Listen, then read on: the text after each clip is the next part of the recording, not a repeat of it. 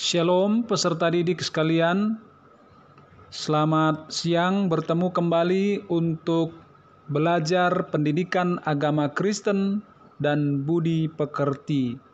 Materi kita kali ini adalah hidup yang dipimpin oleh Roh. Peserta didik, terlebih dahulu mari kita bersatu dalam doa.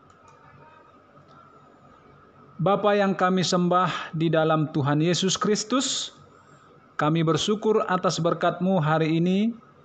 Kami bertemu kembali untuk belajar dengan topik hidup yang dipimpin oleh Roh. Berikan kami hikmat untuk memahami pembelajaran hari ini. Dalam nama Tuhan Yesus kami bersyukur. Amin. Peserta didik sekalian, terlebih dahulu kita akan absen peserta yang hadir pada hari ini. Tadi saya sudah katakan bahwa topik pembelajaran kita adalah hidup yang dipimpin oleh Roh Kudus. Apabila kalian menguasai materi pembelajaran, maka kalian nanti bisa menjelaskan hidup yang dipimpin oleh Roh Kudus. Tujuan pembelajaran kita adalah yang pertama, setelah mengikuti proses pembelajaran, kalian diharapkan dapat mengakui peran Roh Kudus dalam membaharui kehidupan orang beriman. 2. Menjelaskan pemahaman tentang Roh Kudus menurut Alkitab. 3. Menjelaskan peran Roh Kudus memberikan keberanian bagi orang percaya. 4. Menganalisis dampak apabila hidup orang Kristen tidak dipimpin oleh Roh. 5. Menyajikan presentasi berkaitan dengan peran Roh Kudus sebagai pembaharu dengan mengacu pada Alkitab. Materi pembelajaran kita, sub topik yang pertama, Roh Kudus menurut Alkitab.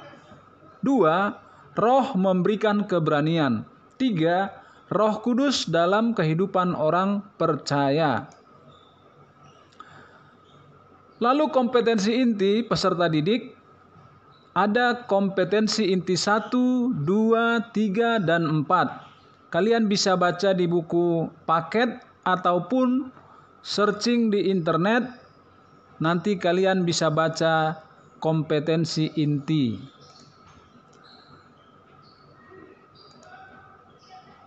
Sedangkan kompetensi dasar, memahami peran Roh Kudus dalam membaharui kehidupan orang beriman. Menyajikan presentasi berkaitan dengan peran Roh Kudus sebagai pembaharu dengan mengacu pada Alkitab. Indikator pencapaian kompetensi peserta didik, yang pertama, mengakui peran Roh Kudus dalam membaharui kehidupan orang beriman. Kedua, menjelaskan pemahaman tentang Roh Kudus menurut Alkitab.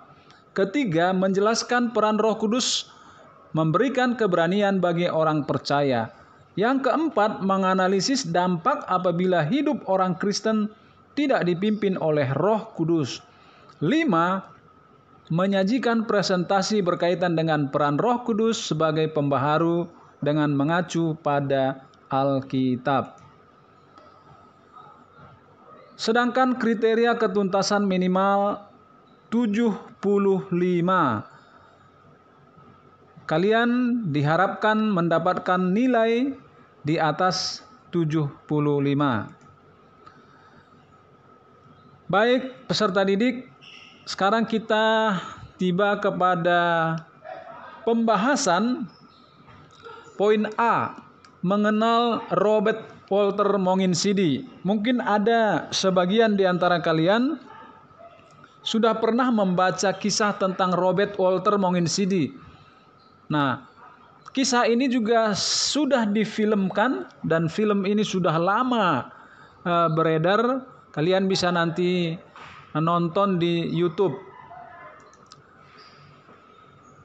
Setelah kalian memperhatikan lewat internet ataupun kalian searching biografi Robert Walter Monginsidi maupun kalian menonton di YouTube, kalian bisa memberikan pendapat kalian di lembar tugas. Kalian bisa tuliskan apa yang kalian temukan dari kisah Robert Walter Monginsidi. Nah, sekarang peserta didik, Robert Walter Monginsidi adalah seorang pahlawan nasional. Dia terkenal di kalangan masyarakat di Makassar setelah memimpin sebuah serangan terhadap pos tentara Belanda pada 27 Oktober 1945. Namun perlawanan itu tidak seimbang karena pasukan Belanda didukung oleh kekuatan militer. Tentara Belanda berhasil menguasai kota Makassar sepenuhnya, sementara para pejuang mengundurkan diri keluar kota dan mengkonsentrasikan kekuatan mereka di daerah Polombangkeng. Nah, para pejuang muda itu pun kemudian membentuk Laskar Pemberontakan Rakyat Sulawesi Selatan dengan Monginsidi sebagai sekretaris jenderalnya. Peserta didik, pada saat tentara Belanda melakukan razia, Monginsidi tertangkap. Belanda membujuk Monginsidi untuk bekerja sama, namun semua itu ditolaknya mentah-mentah.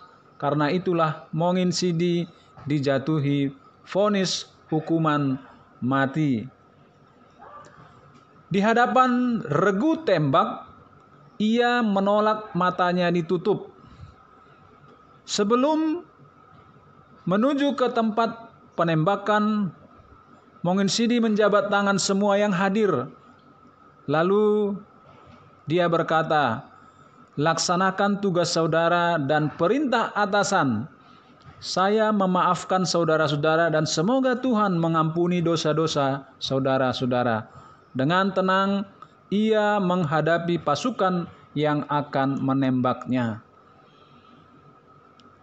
Saat itu, di tangan kirinya memegang Alkitab dengan secari kertas yang berisi "Setia sampai mati". Dia kutip dari Wahyu 2 ayat 10. Peserta didik, kita masuk pada poin B, hidup yang dipimpin oleh Roh. 1. Roh Kudus menurut Alkitab. Roh Kudus kita percayai sebagai pribadi penolong yang memimpin kita. Dalam bahasa Yunani disebut pneuma, yang dijanjikan oleh Yesus sebelum ia naik ke sorga. Menurut ajaran Kristen, seorang Kristen memiliki Roh Kudus di dalam dirinya.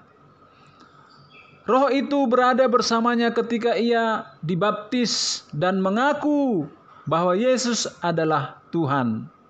Pada saat dia mengaku di dalam nama Bapa, Anak, dan Roh Kudus, maka Roh Kudus itu berdiam di dalam orang-orang percaya. Peserta didik, Roh Kuduslah yang menyebabkan seseorang percaya kepada Yesus. Dia juga yang memampukan mereka menjalani kehidupan sehari-hari. Roh Kudus juga berfungsi sebagai penolong, pemimpin, penghibur, dan teman yang setia. Roh Kudus menuntun umat Kristiani agar hidup sejalan dengan kehendak Tuhan.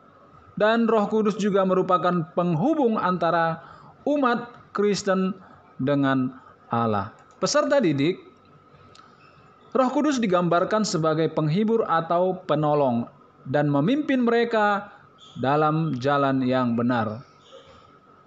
Oleh karena itu, karya Roh Kudus di dalam kehidupan seseorang dipercayai akan memberikan hasil-hasil yang positif yang dikenal sebagai buah-buah roh. Nah, peserta didik, tentu kalian sudah sering mendengarkan apa itu buah-buah roh. Rasul Paulus mengajarkan bahwa Seorang pengikut Kristus haruslah dapat dikenali melalui buah roh, yaitu kasih, sukacita, damai sejahtera, kesabaran, kemurahan, kebaikan, kesetiaan, kelemah lembutan, dan penguasaan diri. Orang Kristen juga percaya bahwa Roh Kudus yang memberikan karunia-karunia atau kemampuan khusus kepada seseorang. Anak-anakku yang dikasihi oleh Tuhan, poin yang kedua, Roh Kudus memberikan keberanian. Dalam sejarah gereja, kita menemukan orang-orang yang hidupnya dikuasai oleh Roh sehingga mereka menjadi orang-orang yang berani. Contohnya, 1. Polikarpus, tahun 69 sampai 155 Masehi, seorang uskup dari Smyrna atau Turki ditangkap karena menolak untuk menyembah Kaisar Roma. Ia diikat lalu dibakar mati sebagai seorang martir. Nah, ia tewas ditusuk karena api yang dimaksudkan untuk membakarnya tidak mampu menyentuhnya. Polikarpus berkata, 86 tahun aku telah melayani dia, dan dia tidak pernah melakukan kesalahan padaku. Jadi bagaimana aku menghujat raja dan juru selamatku? Lakukanlah apa yang ingin kau lakukan. Peserta didik yang kedua, Martin Luther. Tokoh reformasi yang berani melawan gereja dan paus dengan 95 dalil dalam sebuah persidangan tahun 1521. Luther dinyatakan sebagai pelanggar hukum. Tulisan-tulisannya dilarang beredar dan ia harus segera ditangkap.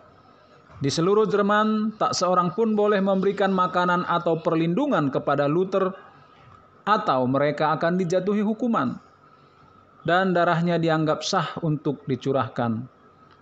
Meskipun nyawanya terancam, namun Luther tidak mundur sedikit pun. Peserta didik, kita tadi membaca dan mendengarkan dua tokoh yang memiliki keberanian oleh karena Roh Kudus yang ada dalam diri mereka. Apakah ada di antara kalian yang ingin bertanya? Baik, kalau tidak ada kita lanjutkan. Nomor 3, hidup sebagai anak-anak Allah. Kehidupan yang dipimpin oleh Roh adalah kehidupan yang mencerminkan Bapa kita, yaitu Allah sendiri. Bila orang berjumpa dengan kita, mereka akan menilai apakah mencerminkan keberadaan Allah. Apakah kita hidup dengan sopan santun? Apakah kita hidup dengan jujur dan suka berdusta atau menipu?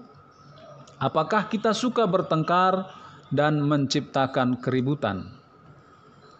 Paulus menyatakan dalam Roma pasal 8 ayat 10-11, tetapi jika Kristus ada di dalam kamu, maka tubuh memang mati karena dosa, tetapi roh adalah kehidupan oleh karena kebenaran. Dan jika roh Dia yang telah membangkitkan Yesus dari antara orang mati diam di dalam kamu, maka Ia yang telah membangkitkan Kristus Yesus dari antara orang mati akan menghidupkan juga tubuhmu yang fana itu oleh Roh-Nya yang diam di dalam kamu. Peserta didik, hidup di dalam kuasa Roh Kudus adalah hidup yang memerdekakan kita dari belenggu dosa. Dosa bukanlah sekedar daftar kejahatan atau pelanggaran yang dilakukan, melainkan belenggu yang membuat seseorang terus-menerus terjebak di dalam hawa nafsu. Dosa membuat kita gagal untuk melakukan perbuatan yang baik kepada Allah maupun kepada sesama. Pergumulan melawan dosa bukanlah sesuatu yang sederhana. Hanya oleh kuasa Roh maka kita bisa meninggalkan kehidupan lama yang digambarkan sebagai kehidupan menurut daging. Dari kehidupan yang lama itulah kita beralih dengan kuasa Roh Kudus untuk hidup dipimpin oleh kuasa-Nya. Peserta didik, saya meminta untuk kalian mendiskusikan mengenai ada 2 pertanyaan. 1, bagaimanakah kekudusan seorang siswa Kristen seharusnya diperlihatkan dalam kehidupan sehari-hari? 2, bagaimana hidup kudus itu tampak ketika kamu berhadapan dengan masalah-masalah di bawah ini, misalnya masalah pacaran, kebiasaan mencontek, sikap jujur, masalah tawuran, belajar dengan keras, suka belanja barang yang mahal, ketaatan kepada orang tua, hubungan dengan orang lain, kepedulian terhadap orang yang menderita, dan kepedulian terhadap kerusakan alam dan pencemaran lingkungan. Kalian nanti boleh mendiskusikan dengan teman-temanmu, lalu kalian bisa presentasikan, menyampaikan pendapat-pendapat kalian, lalu kalian juga bisa menanggapi apa yang sudah dipresentasikan oleh temanmu. Oke, sebelum kita lanjutkan, apakah ada yang mau bertanya? Kalau tidak ada, kita akan lanjutkan. Ada evaluasi yang harus kalian kerjakan. Yang pertama, jelaskanlah peran Roh Kudus bagi orang percaya menurut Alkitab. 2, jelaskanlah peran Roh Kudus dalam memberikan keberanian bagi orang percaya. 3, analisalah dampak apabila hidup orang Kristen tidak dipimpin oleh Roh Kudus. Nah, sekarang peserta didik, saya meminta supaya kalian merangkum apa yang sudah kita pelajari sesuai materi hidup yang dipimpin oleh Roh Kudus. Nah, berikut ini saya akan bacakan rangkuman bahwa hidup yang dipimpin oleh Roh adalah hidup yang bebas dari ketakutan. Dengan keberanian orang-orang Kristen dari abad ke abad tidak takut menghadapi maut sekalipun, serta menunjukkan kesaksian hidup mereka. Hidup yang dipimpin oleh Roh juga menunjukkan identitas diri orang Kristen yang jelas, yaitu hidup bukan mengikuti daging melainkan menurut kehendak Allah dan mencerminkan identitas kita sebagai anak-anak Allah.